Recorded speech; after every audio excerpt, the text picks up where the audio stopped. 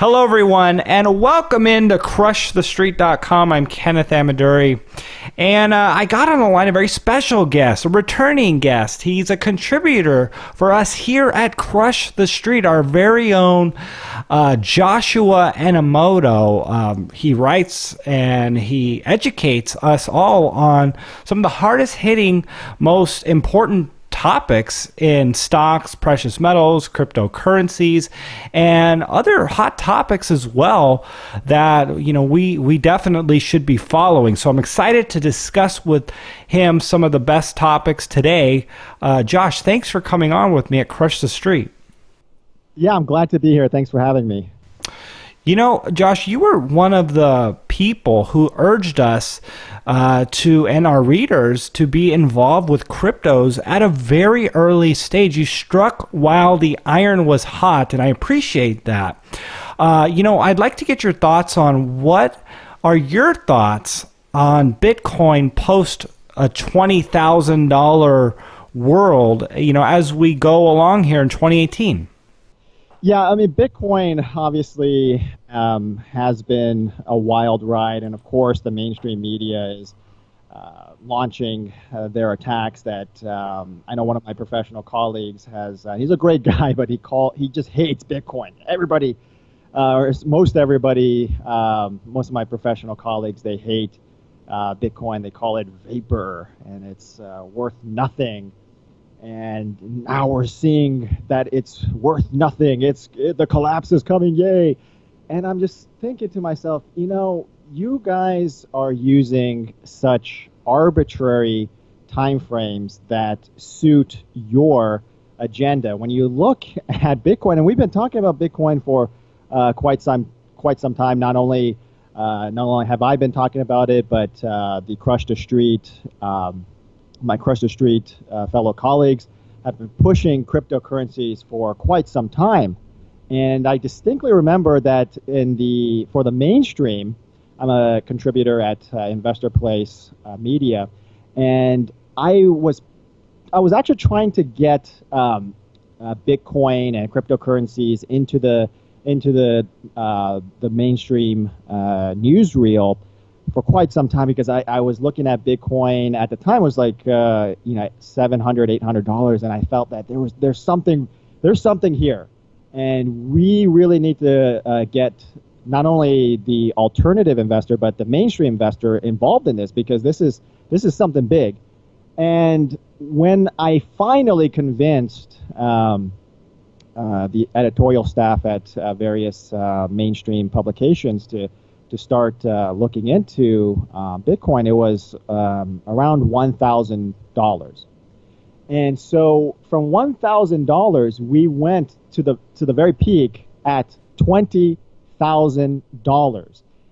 And now that it's at, I don't know what it is, I think last time I checked it was around 8,000 even.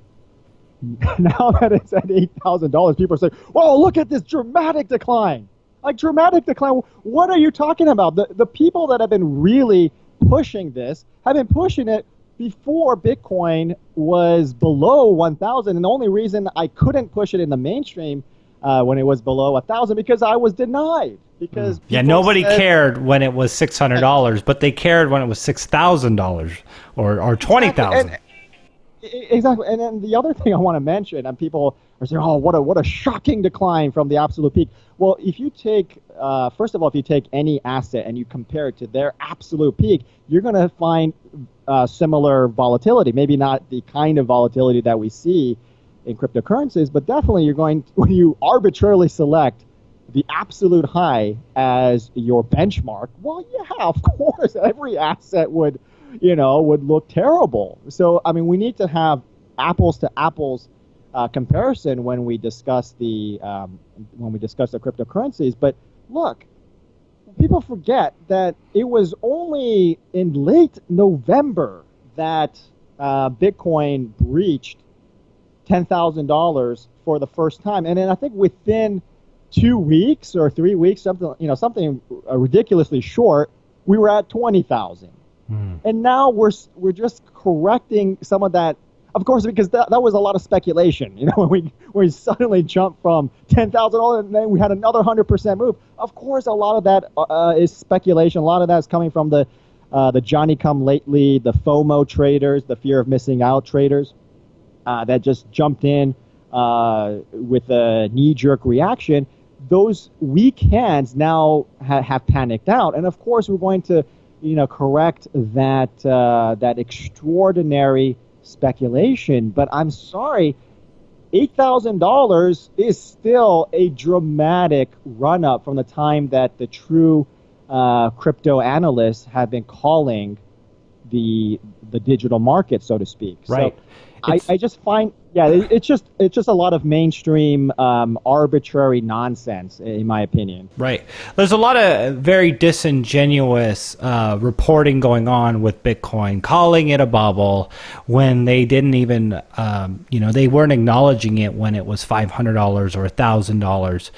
And it's gone much further than anyone else would have anticipated. Most people would have thought it would have gone away a long time ago and not have gained the adoption that it has seen. So having said that, we have moved, and I'm curious to get your thoughts on where you think we're going here in 2018.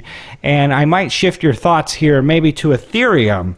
Ethereum in 2017 raised $2.5 billion US for many of its projects, and a lot of demand for Ethereum came from monies to fund their ICOs and these projects and these platforms. And there was a huge run up, an exciting run up in Ethereum, and I've made money in Ethereum. But I'm wondering, in the downturn, in these underlying projects, as they run out of money, I'm wondering if we're going to see a perpetuating sell-off in Ethereum as a lot of these underlying projects sell Ethereum as they run out of money, and as a lot of these projects fail. I'm wondering what your thoughts are here, and maybe as that pertains to just a more general bear market, how bad could this bear market get? Yeah, this is quite a complicated topic. I will say, because here's the thing. Yes, you're absolutely right. Ethereum Ethereum underlines so many these blockchain projects, these ICOs, and we're part of the reason why we're seeing this this massive decline is the multiple failures of these. Maybe you'll have to edit this out, but we call them shit coins, right? There's tons of shit coins out there. I mean, it seems like everybody has their own shit coin, and the issue is, there's various angles you can take, but in one way, it's good. This broader correction in the cryptocurrencies is good. It's like an enema for the blockchain, because there's so many speculative shitcoins out there. They're completely speculative. You look at something like Tron, for example. Everybody loves Tron, right? I'm probably going to get a lot of hate mail. Sorry, but you're going to get a lot of hate comments about mentioning this. But when you look at the Tron fundamentals, there are no fundamentals. Everybody thought that Tron was backed by Alibaba's Jack Ma, because there was a picture of Jack Ma with the founder of Tron, and it turns out that was just the founder was at a conference somewhere, and Jack Ma happened to be there, and it was just a simple picture. And through that one picture, though, this whole story about Jack Ma supposedly backing the Tron project and backing cryptocurrencies in general just blew up, and everybody bought into it. There was also stories that Tron was this multi-million-dollar entity and has hundreds of employees and was constantly growing. And it turns out that the Tron headquarters is basically one of those rent-an-hour office spaces. And the blockchain, the white paper for the Tron blockchain turns out to be a word-for-word plagiarism of the Bitcoin white paper. And the stories just start to unravel. So there's, and I think Tron right now is ranked number 13 among the top by market capitalization within the cryptocurrency sphere. So, and it's just completely irrational. A lot of these blockchain projects, some of the blockchain projects started as a joke, admittedly as a joke, and it just people just bought into the whole fervor. So yes, I think that we need to get rid of these speculative projects because at the end of the day, they really don't do anything positive for the major cryptocurrencies, the legitimate cryptocurrencies, and they sort of give us a bad name. They give the whole blockchain a bad name when we're having all these junk ICOs supporting really nothing, you know, and then that conflates, that argument conflates, that gives ammunition for the mainstream critics to then say, oh, look at all these crappy ICOs that are bridges to nowhere. You see, that's why you shouldn't invest in Bitcoin. They're conflating the arguments. They're conflating something that's legitimate with something that's illegitimate. So I think that when we get rid of these illegitimate projects, the core legitimate blockchain projects will rise to the top. And at that point, we should start to see a more substantive recovery. Right now, the cryptocurrencies, this is one of the most important points I want to get across to those who are considering, who are just considering getting into cryptos. The cryptocurrencies are a very young market, and I don't think any analyst can really predict the ebb and flow with true accuracy because, for example, we'll have one day we'll see a news item that says that some shitcoin ranked at number 500 turned out to be a scam, and then you think, okay, it's just that shitcoin that's going to collapse. And yet it turns out, no, the whole cryptocurrency sphere collapses, Bitcoin collapses. And you're wondering, why would Bitcoin collapse just because some shitcoin turned out to be a scam? It doesn't make sense. And on the flip side, you have something that a controversy that directly impacts Bitcoin or a controversy that directly impacts Ethereum. You think, okay, it'll be just those major coins that are impacted that would suffer. But then when Bitcoin goes down, everything else goes down usually. And then so it makes you wonder, why does some shitcoin that is based on, I don't know, the cannabis industry, it has nothing to do really with the mainstream financial investment sector, why would that cannabis coin fall because of something that directly and only impacts Bitcoin? It doesn't make sense. Well, the only reasoning that I could provide is that this is still a very, very young market. It's very immature. So it's when you're when you're a parent and you realize you're trying to grow your child from an immature person to a mature adult. Right now, the cryptocurrencies are very immature. They're very emotional. And so anything that could be considered bad news, even if it really truly does not impact that particular coin, all the coins would fall. To me, it seems like a lot of investors are not actually reading the news. They're just reacting to the mainstream headlines, the SEO tags, but they're not actually paying attention to the raw details. If you drill into the raw details of these sensationalist headlines, you'll discover that more often than not, the news is just, it's not really that bad. It doesn't, that Bitcoin shouldn't drop 20% because NEM was hacked at some Japanese cryptocurrency exchange. It has, the two are completely separate topics, separate entities, but the immaturity, we have an immature market, we have immature investors, and they're just emotional. As you know, when you're immature, you're very emotional. You're prone to emotional knee-jerk responses, and that's what's going on. And so, I think over the nearer term picture, we're going to see some volatility. I don't expect Bitcoin to suddenly recover back to $20,000 tomorrow.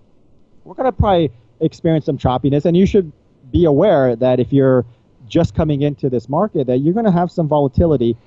But just realize you're entering a new market as a young market. As this young market matures, we're going to see more stabilization. And so it is definitely worth your time to consider getting in during this time frame when so many cryptocurrencies are at discounted rates, because next year we may be looking at a completely different picture. Right. Yeah, good point. Yeah, I couldn't agree with you more. It's interesting times, and especially if you're looking at the fundamentals. And I think that's really where we're going to see the division here.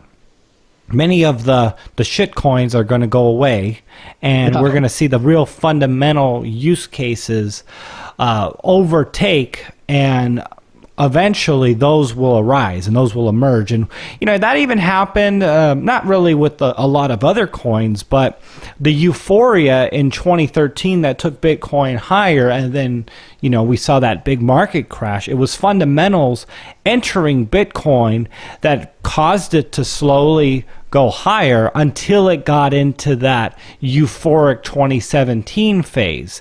And I suspect that's exactly what we'll see now, and just a new environment for the market. Yeah, definitely. Josh, so let's talk about the market downturn, equities and what we're seeing right now.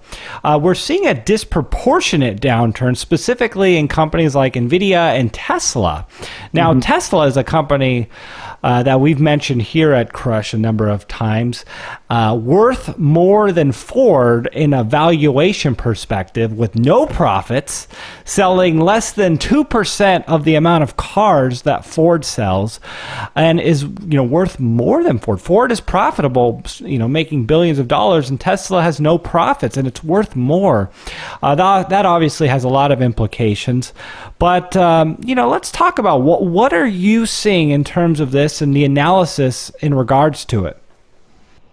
Yeah. Oh boy, I would say let's get your popcorn ready, because this is grade A entertainment that we're watching. The markets are a disaster. I mean, let's just broadly set the framework here. The markets are an absolute disaster, but they've been fighting that disastrous inevitability for quite some time.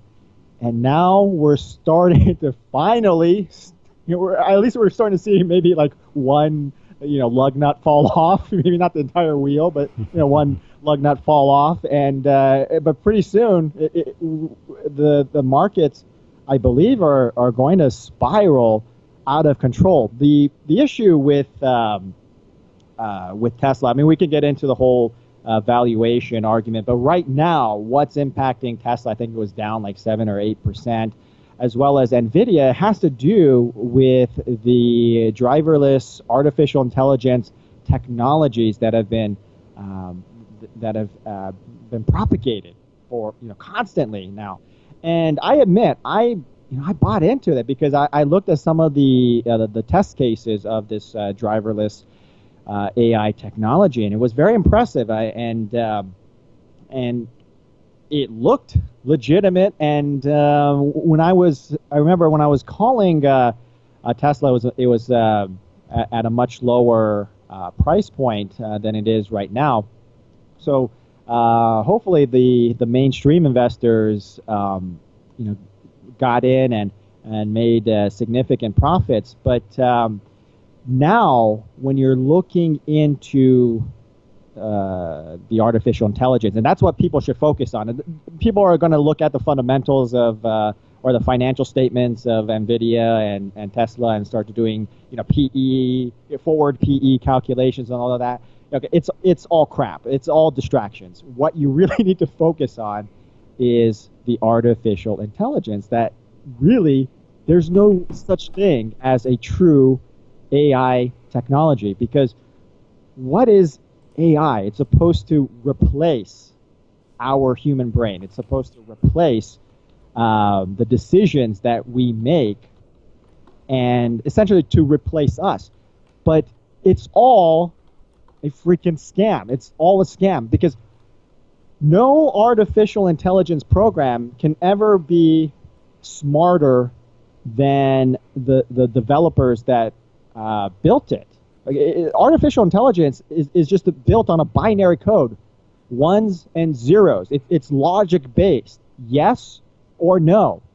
The AI does not answer maybe, or does not respond to maybe. It does not respond even to non-verbal communications that we humans always emit in various circumstances. The AI technology does not understand hesitation. And if I ask you a question and you're uncomfortable about it, I can already tell that you're uncomfortable if I'm sitting in front of you, right? Because you give off non-verbal cues. And hesitation in your answer is one of those non-verbal cues. Well, then I can interpret that. And then I could adjust my next response accordingly, or I can respond to your response. But AI doesn't do that unless it's programmed to do that. But there's so many variables. There's an impossible number of variables. We were taught as kids that there's no camera that can replicate the human eye, because the human eye can focus in and focus out in a rapid fire rate, and it can do so many things. It could key in on the most minute details in an environment. And a camera, no matter how advanced, I don't care if you're talking about $1 billion camera, it cannot replicate the extraordinary power and flexibility of the human eye. But then suddenly we have these lab coat geniuses that are going to say, well, we can replace the human brain. Oh, really? You can't even replace one organ. You can't even replace one system. You're going to say you're going to replace the human brain, the most complicated instrument in the entire universe. Get the hell out of town. It's like that whole... I'm sorry, I'm getting a little bit angry here. So I know the YouTube audience. There's a lot of YouTube audience that don't appreciate too much emotion. So I'm going to try to keep my emotions in control here. But look, you remember there's that AI robot that was made in Saudi Arabia, that talking lady robot. And she's the first robot to have citizenship in Saudi Arabia, and everybody's making this big deal about, oh my God, this is the first robotic human ever, and she's a citizen of Saudi Arabia. And there was a lot of media hype, and you would believe, because it was on TV, because it was on the news, because it was on multiple mainstream YouTube channels, that this is genuine AI. But then when you look at that robot in a real world condition, when they were actually interviewing her, you can tell that the robot was just reading off a script, that it was not responding to the interviewer. It was only responding to scripts. And there was a one point, you'll have to look it up. I don't have the specific details, the hyperlink with me, but an interviewer asked a question, and the robot ignored that question and was continuing to answer the previous question, and you could tell that the audience was getting, it was awkward. The audience had this awkward, smirks on their faces, because you could tell this was just a script. And we believe it. We believe in this AI scam because we saw it on TV. Hold on. Let me jump in. Sure. So, did you see this AlphaGo robot that beat a human at the game Go? And this is an interesting thing, because this game, you need to look it up. It's has more combinations than there are atoms in the world. And unlike Chess Master, for instance, which you can pre-program every move, you know, the 1990s game that we probably grew up playing, where you played the computer and it would, you know, win a lot of the times. But that was pre-programmed every move. Now, this specific one competed against itself. They had it play itself like 10 million times or something crazy like that, and it was actually able to learn. And that's something really interesting. And you have this singularity where things are going. And there's actually this, this was announced at this Portuguese conference where AI is they're calling it Singularity Net, a decentralized open market for AI built on blockchain. And basically what that is AI connected on a decentralized platform capable of learning off of other computers. You know, essentially what kind of worries me is, you know, that's kind of like sparking a fire that burns down a forest, and that kind of goes out of control. I mean, I know it kind of gets a little bit conspiratorial, but that kind of sounds like Skynet to me when it just gets out of control, where you have computers learning off of other computers on a platform that cannot be shut down, a decentralized platform. And I know that's probably a pretty extreme fear-mongering sort of description of it, but right. I think there's some truth to when Elon Musk says, hey, you know, we got to be careful with AI. And, you know, even Stephen Hawking has mentioned his concerns, and we have legislators around the world in the UK, the EU, who are saying, hey, this might be something we need to pay attention to. But yeah, just any thoughts on that? Yeah, well, it appears impressive to the masses, and like I said, I was very impressed with the Tesla technology and the NVIDIA that underlines these driverless AI techs, until they kill people, you know, and I have to, you know, before I get into that, I have to be clear that I don't know all the facts with what happened with the Tesla crash, so I can't blame the AI. But there's now been, I believe, 2 fatalities involved with driverless AI technologies, and it's becoming clear that when you're pushing these AI technologies into, shall we say, an open source variable environment, that they don't really react the way that we would hope them to, or that there's still issues that need to be worked out, significant issues that need to be worked out. Because look, if driverless AI is going to kill people, then it's no better really than having a human driver kill that person, because to that person's dead. Doesn't really matter whether it was the car was driven by a robot or a human.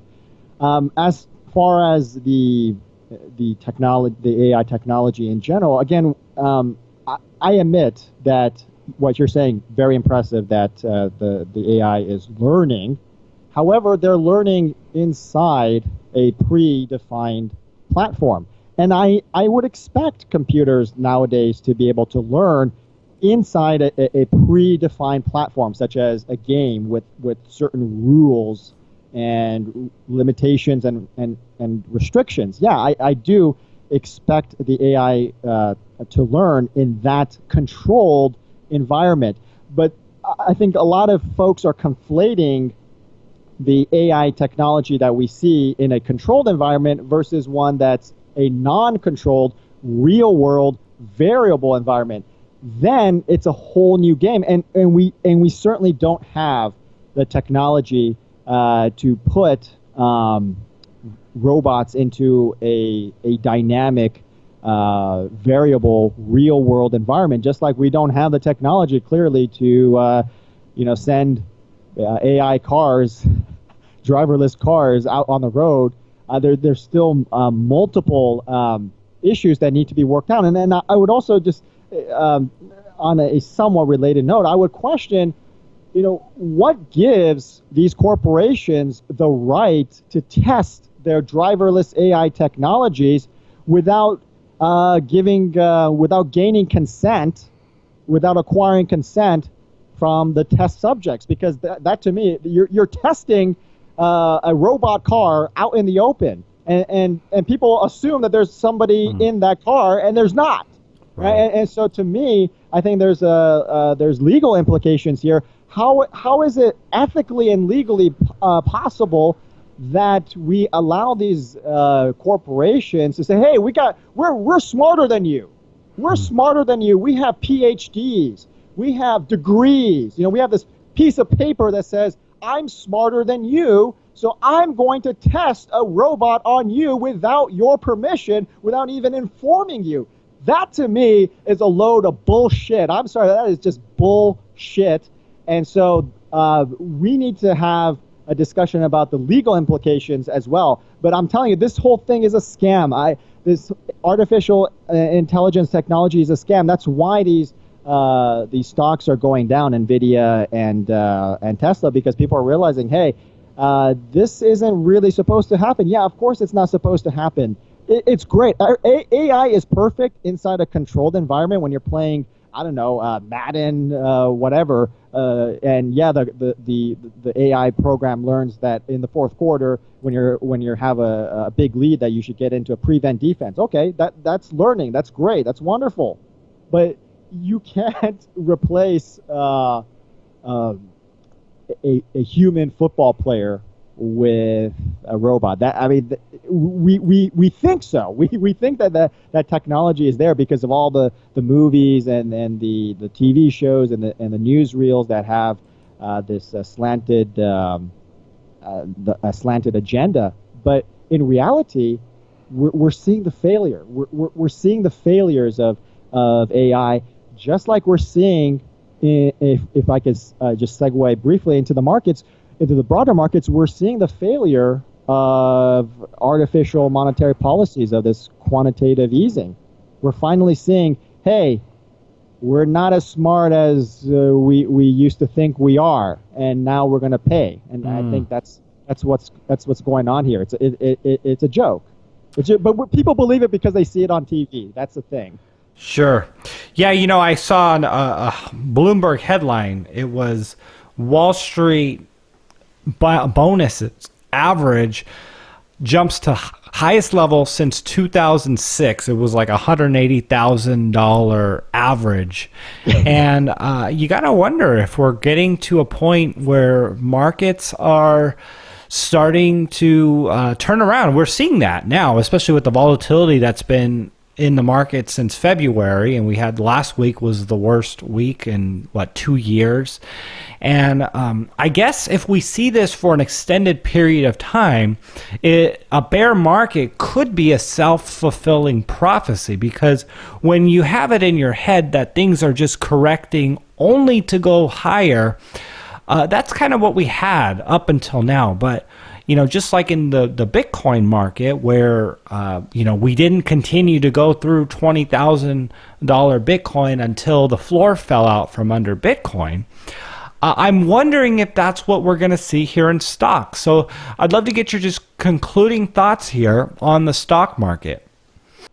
Well, the powers that be, the Federal Reserve and global central bankers, you can never discount their shenanigans. So, maybe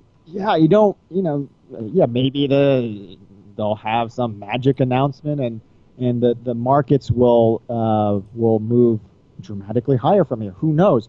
But it's interesting, with during this whole time, over the past year, the value or the strength of the U.S. dollar has been tanking, and it's just been falling, and even with the equities finally starting to correct this over enthusiasm, the dollar continues to fall.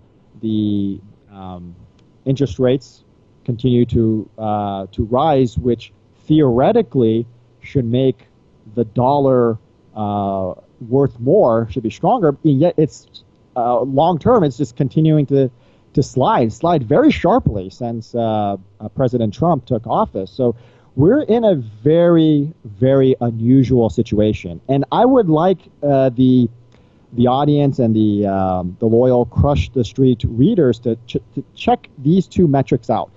A year ago, about roughly a year ago, the yield on the 10-year notes and the 30-year notes, there was about a 30% spread. There was a 30% premium if you purchased the 30-year notes as opposed to the 10-year notes, which makes sense because if you're going to hold something for 30 years, 3 times as much as the 10-year notes, you want to, with that added risk, you want a little bit more, passive income. So yes, you should get at least a 30% premium over on the yields over the 10-year notes. Right now, that spread, that premium has dropped to 8%, meaning that the 30-year note yield is somewhere about like 3.08%, and the 10-year yield is something like 2.8 something or other percent. Roughly speaking, it's about an 8% difference. Only 8%. So what's the point then? I mean, investors are going to look at this. I'm not a real big bond guy, but investors are going to look at this and say, hey, 8%, that's like nothing. 8% discrepancy or 8% premium for taking on 3 times the time frame, 3 times longer to hold this investment. I'm only getting 8% when I used to get 30% or more last year. I mean, it doesn't make sense. The incentive to hold on to the risk has dramatically declined. I mean, the premium for a much more riskier investment has sharply declined, and Wall Street, the professional investors are looking at this going, what the heck is going on? In fact, that's exactly what CNBC said in this morning's broadcast is, what the heck is going on? I'm sure behind closed doors they're using much more stronger language, but seriously, what's going on? Now, I'm going to pay, I'm only going to get an 8% premium for holding something for 30 years as opposed to 10 years. So that doesn't make sense. Well, then you would just, everybody would just buy the 10-year. And so I think that's what's going on with the markets, is that a lot of things just don't make sense. That the dollar keeps dropping while interest rates keep rising, and now the stocks are in free fall, while whereas with the falling dollar you should get an inflationary push to support the equities, but we're not seeing that. And then gold is just like going nowhere. I think silver was down, and it's just like, what? I mean, there's so much fear. I mean, think about this. Just a few months ago, the narrative was we're on the edge of nuclear warfare with North Korea, and gold is just cruising along, like it ain't going up too much, it ain't going down too much. It's just kind of cruising, and and if it does move, it seems to move down, and it's like, why is there less of a premium on gold, especially in these in perhaps one of the most uncertain times in recent memory? None of this stuff makes sense, which is why I'm so glad I'm just out of the equities right now. I'm not recommending, I don't make recommendations. I just try to share with people what I'm doing, and I'm just out. I'll re-engage the markets when I feel that it's at a reasonable value. But right now, it's just you can't even make sense of the valuation with so many metrics that that used to be directly correlated are now inversely correlated, and nobody seems to have a clue. The experts, the so-called experts on CNBC, they just admitted a few hours ago they don't know what's going on. And the broadcasters at CNBC said that they've called their professional colleagues over the phone and had off the record conversations, and they don't know what's going on. Nobody knows what's going on. Wow. And that just tells me, man, I am getting the heck out of these markets. I'm already out, but if you're still in these markets and you have long-term exposure, man, I don't know. That's on you. I have to say I'm not telling people what to do. I'm just saying that's on you. If you think you got a crystal ball at this juncture, man, God help you, because that's the only person that can help you. Right. Wow. Joshua Enomoto, everyone. Josh, wow, thanks for coming on Crush the Street and sharing your thoughts with us today.